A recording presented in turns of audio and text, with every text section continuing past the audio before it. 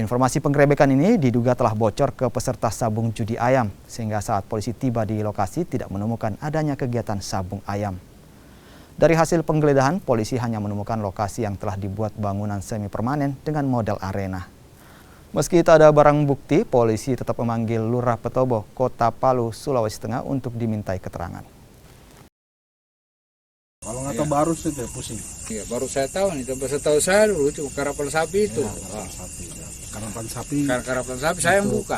Untuk hut kan? Untuk iya. Hut. Ya udah, ke depan saya cuma dengar kalau ada keluhan dari Pak Lurah. Kalau tidak ada, saya tidak akan kesini lagi. Siap.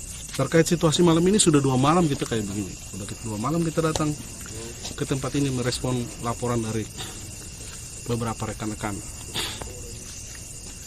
Dengan kekuatan yang tentunya tidak bisa kita datang ke sini 1-2 orang rekan-rekan. Pasti rekan-rekan paham juga situasi. Kita harus menghitung kekuatan jumlah orang di mana tempat kita datang. Jangan sampai cuma datang 5 orang malah diteriakin maling di sini. Itu juga dipertimbangkan.